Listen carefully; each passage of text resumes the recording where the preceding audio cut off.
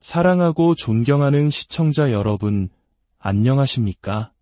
오늘 우리는 기독교 신앙의 가장 깊은 심장부로 여겨지는 성경의 한 구절을 통해 우리 삶의 근원적인 질문에 대한 답을 찾아가는 여정을 떠나고자 합니다. 그 질문은 바로 이것입니다. 완벽하게 정의로우신 하나님께서는 어떻게 무한한 사랑과 자비로 죄 많은 인간을 용서하실 수 있는가? 이 심오한 진리의 말씀을 듣기 전 잠시 여러분의 마음을 열어주시길 부탁드립니다.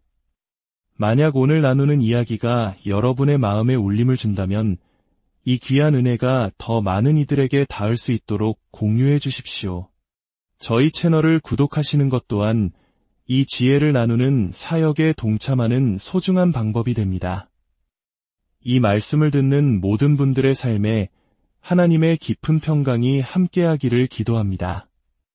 오늘 우리가 함께 묵상할 말씀은 로마서 3장입니다. 이제는 율법 외에 하나님의 한 의가 나타났으니 율법과 선지자들에게 증거를 받은 것이라. 곧 예수 그리스도를 믿음으로 말미암아 모든 믿는 자에게 미치는 하나님의 의인이 차별이 없느니라.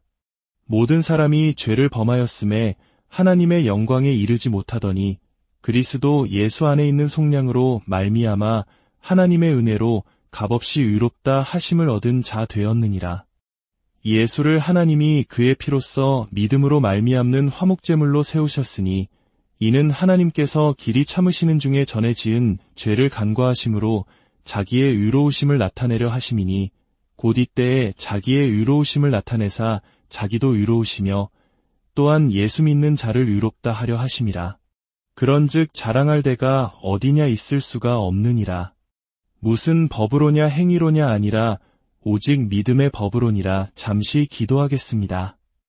거룩하신 하나님 아버지, 이 자리에 함께한 당신의 자녀들에게 귀를 기울여 주시옵소서. 이들 중에는 복음의 깊이를 더 깊이 깨닫기 원하는 이들도 있고 아직 복음을 알지 못하는 이들도 있습니다. 수십 년간 주님과 동행하며 저보다 더 깊이 진리를 아는 분들도 계실 것입니다. 주님, 오늘 밤 당신의 복음이 명확하게 선포되게 하옵소서. 당신의 복음이 능력으로 임하게 하시고 오직 우리 구원의 유일한 소망이신 예수 그리스도의 의로우심과 그분의 이름만을 의지하게 하옵소서. 하나님, 당신께서 일하지 않으시면 아무 일도 일어나지 않음을 고백합니다. 당신의 아들 예수 그리스도를 위하여 이 영혼들을 모아주시옵소서. 예수님의 이름으로 기도합니다. 아멘. 방금 우리가 함께 읽은 로마서 3장 25절과 26절은 교회 사상 가장 위대한 신학자들과 설교가들에 의해 기독교 신앙의 아크로폴리스라 불려왔습니다. 아크로폴리스는 고대 도시의 가장 중심부에 위치한 견고하게 요새화된 성체를 의미합니다. 만약 성경에서 단 한 부분만 남겨야 한다면 저는 주저없이 이 구절을 선택할 것입니다. 이 짧은 구절 안에 예수 그리스도 복음의 정수가 담겨 있기 때문입니다. 우리는 여기서 복음의 내밀한 작동 원리, 하나님의 마음, 그리고 인류를 구원하시는 그분의 경이로운 계획을 가장 선명하고 장엄한 방식으로 마주하게 됩니다. 이 구절을 이해하지 못한다면 복음을 온전히 이해했다고 말하기 어렵습니다. 물론 어린아이처럼 단순한 믿음으로도 구원을 받을 수 있습니다. 하지만 우리는 어린아이에 머무르도록 부름받은 것이 아니라 장성한 자가 되도록 부름받았습니다. 앵무새는 자신이 들은 말을 의미도 모른 채 흉내낼 뿐입니다. 그러나 하나님의 형상으로 지음받은 우리는 우리가 믿는 바를 깊이 알고 이해하며 그것을 명확하게 다른 이들에게 전할 수 있어야 합니다. 오늘 우리는 감정적인 호소나 목소리를 높이는 대신 예수 그리스도의 복음을 명확하게 풀어내는 데 집중하고자 합니다. 먼저 23절 말씀부터 시작하겠습니다.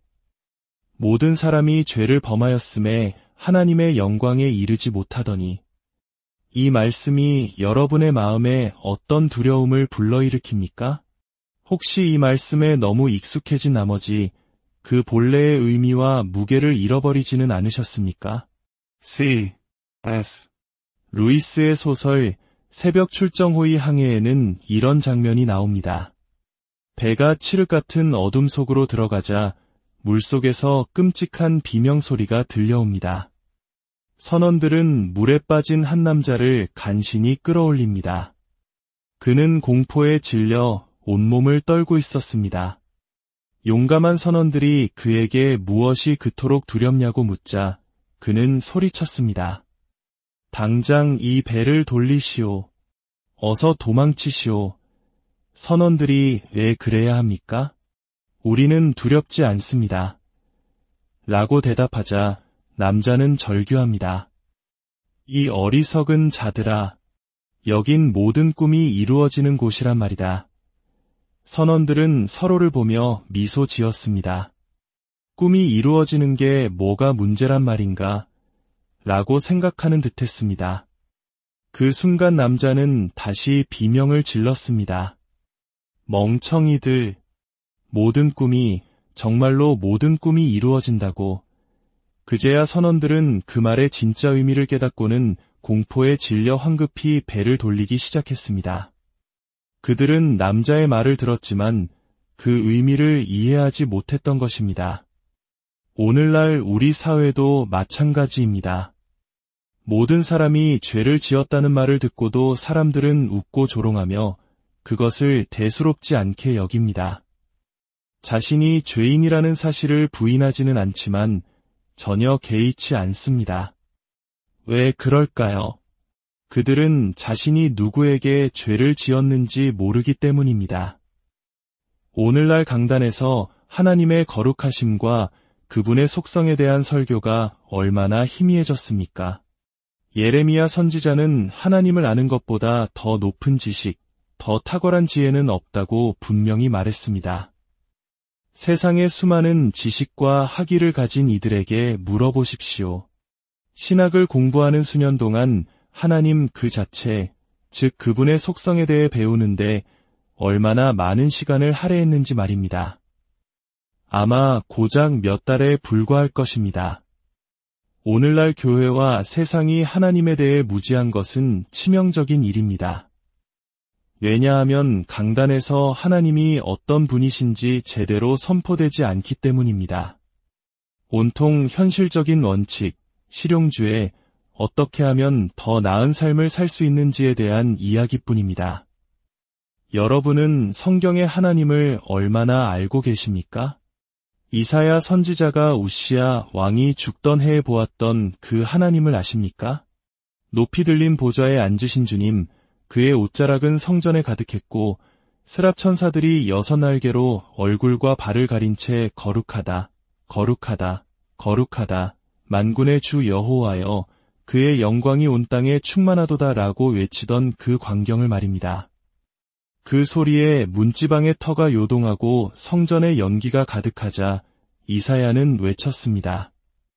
화로다 나여 망하게 되었도다. 나는 입술이 부정한 사람이여. 만군의 여호와이신 왕을 뵈었음이로다. 모든 사람이 죄를 지었다는 말을 들을 때 그것이 그리 심각하게 들리지 않을 수 있습니다. 하지만 여러분은 기억해야 합니다. 여러분이 죄를 지은 대상은 어느 작은 마을의 촌장이 아닙니다. 여러분은 하늘과 땅을 지으신 전능하신 주 하나님께 죄를 지었습니다. 그분께서 별들에게 각자의 자리를 정하라 명하시자 별들은 순종하며 경배했습니다. 행성들에게 궤도를 벗어나지 말라 명하시자 그들은 아멘이라 화답했습니다. 산들을 솟아오르게 하시고 골짜기를 낮추셨으며 거친 바다에게 여기까지 와서 더는 나아가지 말라 명하시자 바다는 그분 앞에 잠잠히 엎드렸습니다. 그러나 그분께서 당신을 향해 오라고 말씀하셨을 때 당신은 싫습니다 라고 대답했습니다. 이것이 바로 심판의 날의 모든 피조물이 하나님께서 당신의 영혼을 지옥으로 던지실 때 박수갈채를 보낼 이유입니다. 하나님의 영광에 이르지 못한다는 것은 무슨 뜻일까요? 이것은 단순히 우리가 받을 수 있는 좋은 것들을 놓쳤다는 의미가 아닙니다. 이 구절의 진정한 의미는 이것입니다. 당신은 하나님을 위해 창조되었습니다. 그분을 예배하고 그분의 뜻을 행하도록 지음받았습니다. 이것이 당신의 존재 목적입니다. 이 목적에서 벗어나는 것은 마치 팔다리가 탈골되어 뒤틀리고 부서지는 것과 같습니다. 재물과 명예, 쾌락을 좇는 삶은 당신을 위해 만들어진 삶이 아닙니다. 당신은 그분을 위해 창조되었습니다. 그리고 그분이 당신을 만나주시기 전까지 당신의 영혼은 결코 안식을 찾지 못할 것입니다. 성경은 로마서 3장에서 인간의 상태를 이렇게 묘사합니다. 의인은 없나니 하나도 없으며 깨닫는 자도 없고 하나님을 찾는 자도 없고 다 치우쳐 함께 무익하게 되고 선을 행하는 자는 없나니 하나도 없도다. 이것은 인류 전체에 대한 묘사이기도 하지만 바로 그리스도 밖에 있는 당신 그리고 저에 대한 하나님의 진단입니다. 의롭다는 것은 하나님의 성품이라는 완전한 기준에 부합하는 고든 상태를 의미합니다. 그렇다면 의롭지 않다는 것은 뒤틀리고 예곡되었다는 뜻입니다. 이것이 바로 하나님 앞에서의 우리의 본 모습입니다. 마치 진흙탕에서 막 건져 올려져 더럽고 비틀거리며 꿈틀대는 뱀장어처럼 도덕적으로 흉측한 존재가 바로 그리스도 밖에 있는 당신의 모습입니다. 하나님의 창조 세계를 상상해 보십시오. 아름다운 흰옷을 입고 깨끗한 흰 요람에 누워있는 사랑스러운 아기. 하나님께서 그 이마에 입 맞추시고 문을 닫고 나가셨습니다. 다음날 아침 돌아와 보니 시궁창에서 기어나온 더럽고 흉측한 뱀 한 마리가 요람 전체를 악취로 더럽히고 하나님께서 사랑하시던 그 아기의 목을 졸라 죽여 놓았습니다. 이 뱀이 사탄에 대한 묘사라고 생각하십니까? 아닙니다. 이것은 바로 죄인인 당신에 대한 이야기입니다. 우리는 하나님의 창조 세계를 망가뜨리고 파괴했습니다. 우리의 죄는 온 세상을 타락으로 이끌었습니다. 선을 행하는 자는 하나도 없다고 성경은 말합니다. 수많은 사람들이 자신의 도덕성과 선행을 구원의 근거로 삼으려 합니다. 저는 착한 사람입니다. 라고 말합니다. 만약 당신이 스스로를 선하다고 여긴다면 당신은 하나님을 거짓말쟁이로 만드는 것입니다. 왜냐하면 하나님께서는 선을 행하는 자는 없나니 하나도 없다고 분명히 말씀하셨기 때문입니다. 아돌프 히틀러와 같은 인물과 비교하면 당신은 선해 보일지 모릅니다. 하지만 거룩하신 하나님과 비교하면 선한 사람은 단 한 명도 없습니다. 하나님은 우리의 거짓말을 이렇게 보십니다. 그들의 목구멍은 열린 무덤이요 그 혀로는 속임을 일삼으며 그 입술에는 독사의 독이 있고 당신은 사소한 거짓말, 선의의 거짓말이라고 생각할지 모르지만 하나님 보시기에는 썩어가는 시체들로 가득한 열린 무덤과 같습니다. 당신의 혀는 독사의 혀와 같습니다. 우리는 하나님이 보시는 것처럼 사물을 보지 못합니다. 불과 수십 년 전만 해도 공공장소에서 하면 체포되거나 정신병원에 갇혔을 행동들이 오늘날에는 박수를 받습니다. 도덕의 기준은 이토록 급격하게 무너졌습니다. 그렇다면 아담 이후로 인류는 얼마나 깊이 타락했을까요? 우리는 하나님의 기준에서 얼마나 멀리 떨어져 있는 것일까요? 이 모든 문제의 근원은 18절에 있습니다. 그들의 눈앞에 하나님을 두려워함이 없느니라. 그들은 하나님을 두려워하지 않습니다. 여기서 두려움이란 단순히 존경심을 의미하는 것이 아닙니다. 문자 그대로의 두려움, 경외감을 의미합니다. 요한계시록에서 모든 피조물이 그분의 임재 앞에서 도망치는 것과 같은 그런 두려움입니다. 율법의 목적은 무엇일까요? 율법의 주된 목적은 우리의 죄를 드러내는 것입니다. 율법은 우리에게 철근으로 만들어진 감옥과 같습니다. 사방이 막혀 오직 이 하늘만을 바라볼 수밖에 없게 만듭니다. 당신은 정죄받았고 유일한 탈출구는 위에 계신 그분뿐임을 깨닫게 하는 것입니다. 율법의 행위로는 하나님 앞에서 결코 의롭다 함을 얻을 육체가 없습니다. 율법은 우리를 그리스도의 공로로 인도하는 역할을 할 뿐입니다. 하지만 바로 이 절망의 순간에 사도 바울은 희망을 선포합니다. 이제는 율법 외에 하나님의 한유가 나타났으니 곧 예수 그리스도를 믿음으로 말미암아 모든 믿는 자에게 미치는 하나님의 의인이 차별이 없느니라. 율법, 종교, 교회, 그 어떤 인간적인 노력으로도 하나님 앞에 바로 설 수 없습니다. 그 모든 것은 썩은 것에 불과합니다. 오직 그리스도뿐입니다.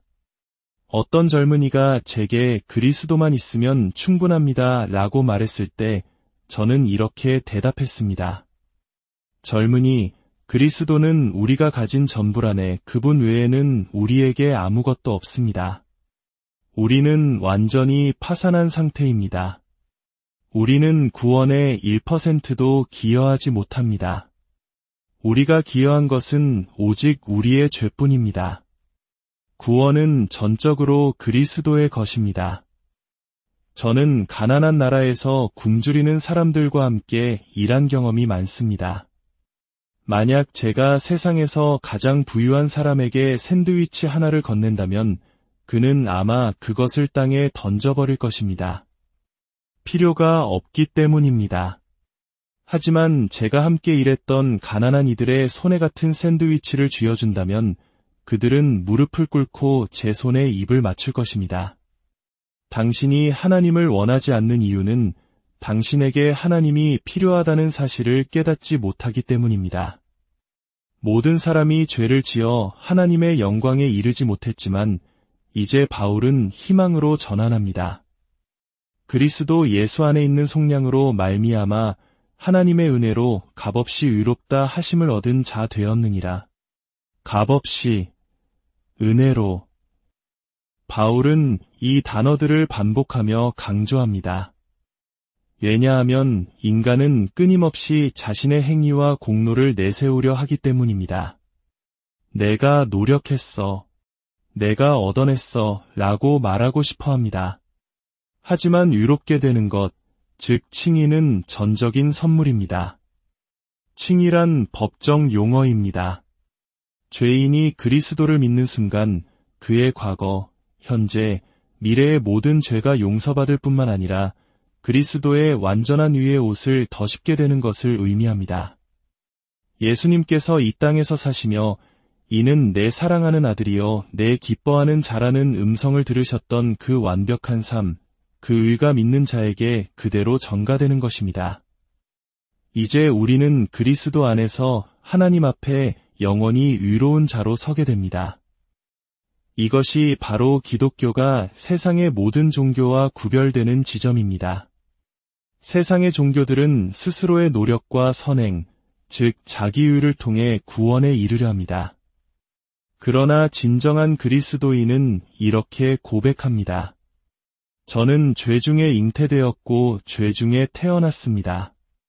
저는 하나님께서 만드신 모든 의로운 계명을 어겼습니다. 저에게는 아무런 희망이 없습니다. 저의 유일한 희망은 의로우신 예수 그리스도, 그분 한 분뿐입니다. 그분이 모든 것을 이루셨습니다.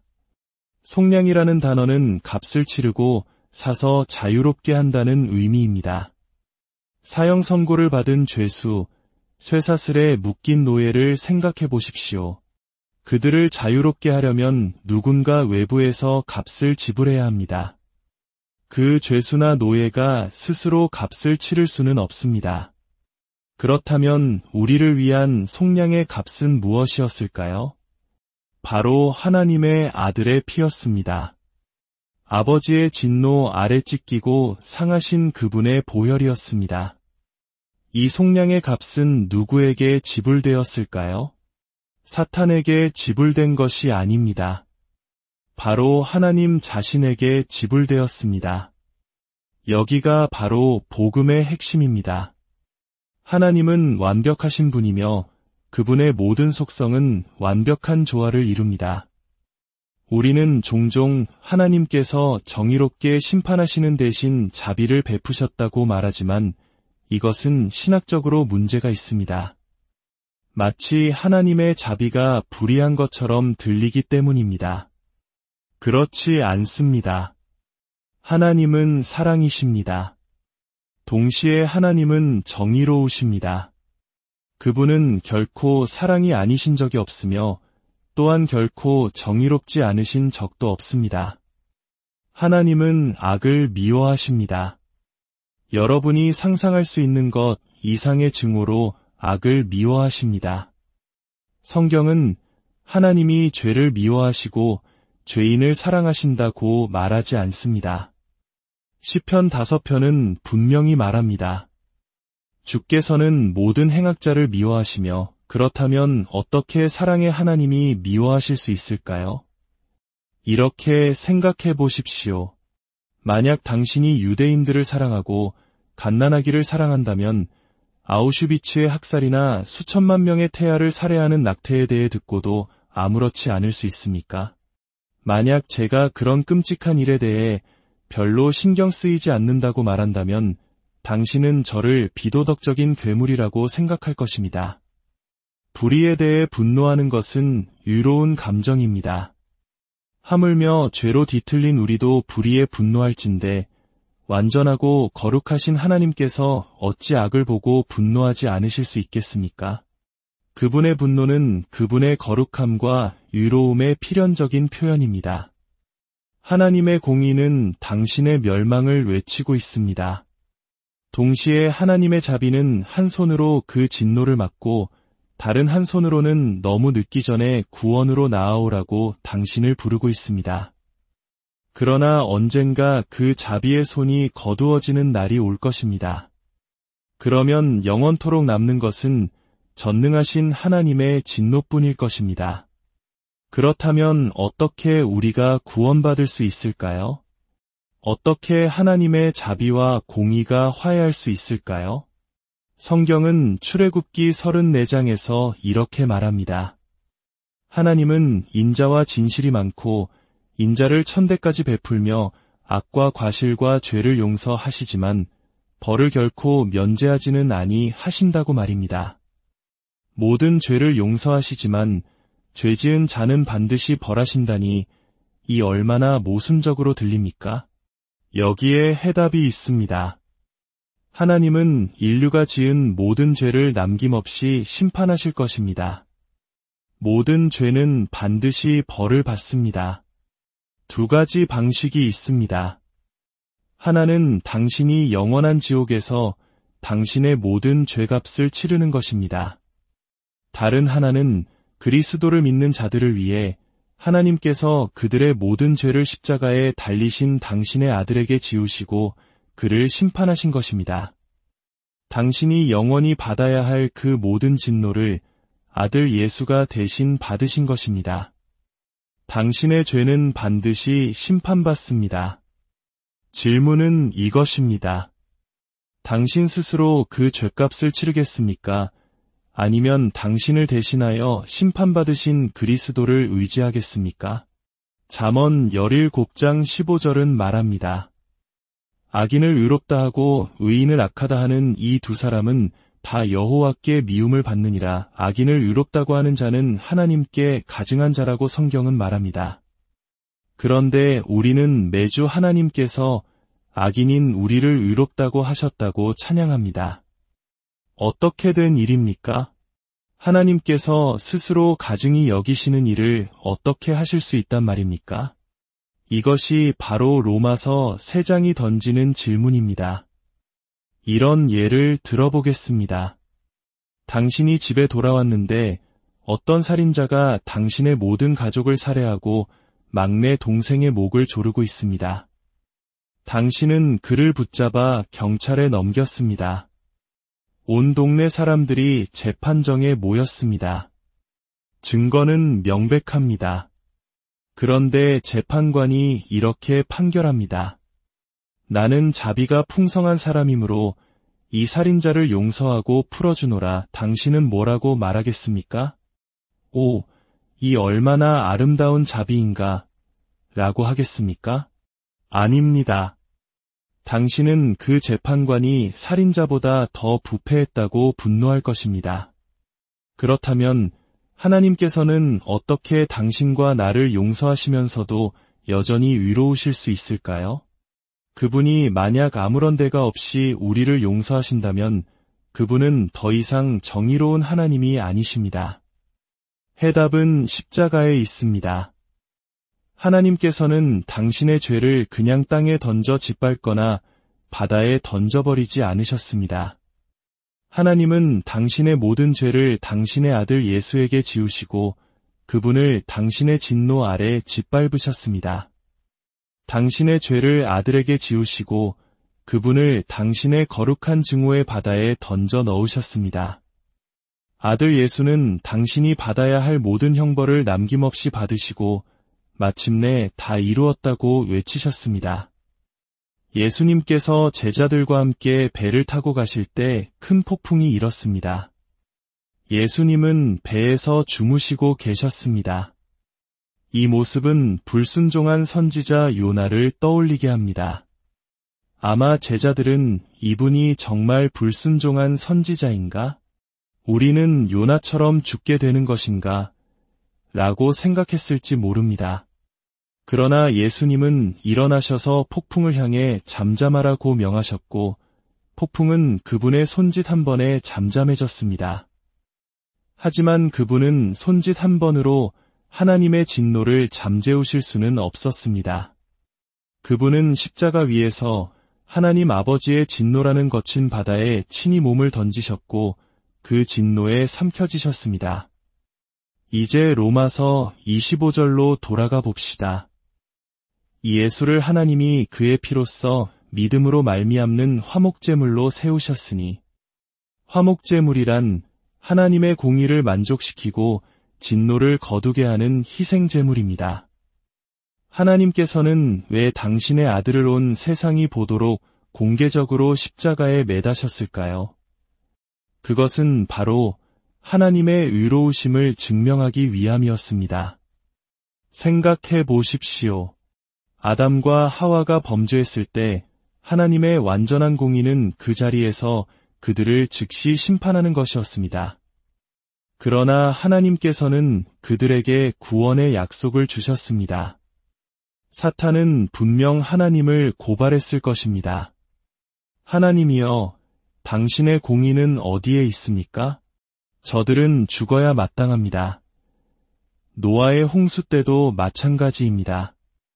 노아 역시 죄인이었기에 다른 모든 사람과 함께 죽는 것이 마땅했습니다. 살인자이자 간음자였던 다윗을 어떻게 용서하실 수 있었습니까? 수천 년 동안 쌓여온 이 질문, 하나님은 과연 위로우신가? 라는 이 고발에 대해 하나님께서는 어느 날 마침내 대답하셨습니다. 하나님께서는 사탄을 불러 이렇게 말씀하셨을 것입니다. 사탄아, 내가 어떻게 아담에게 희망을 주고 노아를 구원하고 아브라함을 친구라 부르고 다윗의 죄를 용서하면서도 여전히 위로울 수 있는지 알고 싶으냐? 예루살렘을 보아라. 그리고 저 십자가를 보아라. 내 아들이 지금 저들의 모든 죄값을 치르고 있느니라. 이것을 이해하시겠습니까? 당신의 믿음은 아무것도 아닙니다. 만약 당신의 죄에 대한 대속이 없고 하나님의 공의가 만족되지 않았다면 말입니다. 죄는 반드시 처리되어야 합니다. 하나님의 공의는 반드시 만족되어야 합니다. 이것이 바로 십자가 위에서 일어난 일입니다. 예수님께서 겟세마네 동산에서 이 잔을 내게서 옮기시옵소서라고 기도하셨을 때 그 잔에 무엇이 담겨 있었을까요? 그것은 못이나 창이나 채찍의 고통이 아니었습니다. 그 잔에는 바로 당신과 나를 향한 전능하신 하나님의 진노가 가득 담겨 있었습니다. 십자가 위에서 몇 시간 동안 어둠이 임했습니다. 예수님은 그 어떤 위로도 없이 홀로 세상의 모든 죄를 짊어지시고 하나님의 진노의 파도가 그분의 머리 위로 쏟아지는 것을 감당하셔야 했습니다. 성경은 여호와께서 그에게 상함을 받게 하시기를 원하사라고 기록합니다. 하나님께서 당신의 아들을 친히 짓밟으신 것입니다. 그리고 마침내 그 잔의 마지막 한 방울까지 다 마셨을 때 그분은 다 이루었다고 외치시고 잔을 뒤집으셨습니다. 단 한 방울도 남아있지 않았습니다. 이것이 무슨 의미인지 아십니까? 그리스도 안에 피하는 자들을 위해 남아있는 하나님의 진노는 이제 단 한 방울도 없다는 뜻입니다. 과거, 현재, 미래의 모든 죄가 당신의 맏형, 당신의 챔피언에 의해 완전히 지불되었습니다. 이 모든 것을 이루신 하나님 앞에 당신은 감히 당신의 선행이나 종교적 행위를 내밀며 저는 당신의 아들이 필요 없습니다. 제 힘으로 충분합니다. 라고 말하시겠습니까? 술주정뱅이, 마약 중독자, 창녀, 도둑, 살인자들은 예수 그리스도를 통해 천국에 갈 길을 찾을 수 있습니다. 그러나 자기의로 가득 찬 사람들은 자기의라는 누더기를 단 한 조각이라도 걸치고는 그 좁은 문을 결코 통과하지 못할 것입니다. 구원은 오직 그리스도를 통해서만 가능합니다. 그분은 죽으셨지만 죽음에 머물지 않으셨습니다. 무덤에서 다시 일어나셨습니다. 우리의 죄 때문에 내어준 바 되셨던 그분은 우리의 의롭다 하심을 위하여 다시 살아나셨습니다. 하나님께서 그리스도를 죽은 자 가운데서 살리셨을 때 그것은 당신의 모든 죄값이 완전히 지불되었음을 온 우주에 선포하신 것입니다. 너의 빚은 모두 청산되었다는 하나님의 보증수표와 같은 것입니다. 부활하신 예수님은 하늘로 오르셔서 영광의 문 앞에 서셨습니다. 그리고 시편 24편의 말씀처럼 외치셨습니다. 문들아 너희 머리를 들지어다 영원한 문들아 들릴지어다 영광의 왕이 들어가시리로다. 온 천국이 성벽 위에서 내려다보며 물었을 것입니다. 감히 하늘의 문을 열라고 명령하는 자가 누구인가? 예수님께서 대답하십니다. 강하고 능한 여호와시여 전쟁에 능한 여호와시로다. 그 순간 그분은 은혜가 아닌 당신 자신의 공로와 의로움으로 그 문을 여셨습니다. 모든 인류가 실패했던 그곳에서 그분은 승리하셨습니다. 그리고 그분이 그 문으로 걸어 들어가셨을 때 온 천국은 그분 앞에 엎드려 경배했습니다. 그분은 하나님의 보좌 우편에 앉으셨습니다. 이보다 더 위대한 이야기가 있을까요? 이것은 동화나 신화가 아니라 역사적 사실입니다. 만약 당신이 아직 그분을 알지 못한다면 어떻게 해야 할까요? 주 예수 그리스도를 믿으십시오. 그리하면 구원을 얻을 것입니다. 당신의 죄를 회개하고 그분을 믿으십시오. 자기 의에 대한 모든 희망이 사라졌습니까? 스스로가 정죄받은 자임을 깨닫고 당신을 정죄하는 그 죄를 미워하게 되었습니까? 그렇다면 주 예수 그리스도를 믿으십시오. 그분이 십자가에서 이루신 일이 당신을 위해 충분함을 신뢰하십시오. 당신의 구원에 당신이 기여한 것은 죄밖에 없으며 그분이 모든 것을 이루셨음을 인정하십시오. 그분께 달려가십시오. 달려갈 힘이 없다면 걸어가십시오. 걸어갈 힘이 없다면 기어가십시오. 기어갈 힘조차 없다면 그저 그분께 당신의 온 몸을 던져 의지하십시오. 그리스도를 신뢰하십시오. 젊은이들이여, 당신의 인생을 낭비하지 마십시오. 그분을 따르십시오. 저는 지난 40년간 그분 안에서 살았습니다. 그분의 이름으로 잃어버린 것은 아무것도 후회하지 않습니다. 오직 나 자신을 위해 붙들고 있었던 것들만을 후회할 뿐입니다. 그분을 신뢰하고 그분을 섬기십시오. 그분의 복음을 알고 전하십시오. 그러나 무엇보다도 그 복음을 당신의 온 마음으로 믿으십시오. 기도하겠습니다. 하나님 아버지, 당신의 말씀과 당신의 아들을 보내주심에 감사드립니다. 하나님의 아들 예수 그리스도의 아름다움은 너무나 눈부셔서 차마 바라보기 어렵습니다. 그 영광이 너무나 위대합니다. 하나님, 간절히 구하오니 이 자리에 모인 이들 가운데 역사하여 주시옵소서. 성숙한 신앙인들은 주님과 함께 계속 전진하도록 격려해 주시고, 젊은이들은 주님을 따르게 하시며, 잃어버린 영혼들은 구원을 얻게 하옵소서. 오 하나님, 그들의 마음을 열어주시고, 돌과 같은 마음을 제거하시고, 살처럼 부드러운 마음을 주사 당신께 반응하게 하옵소서. 성령님께서 친히 일하여 주시옵소서. 예수님의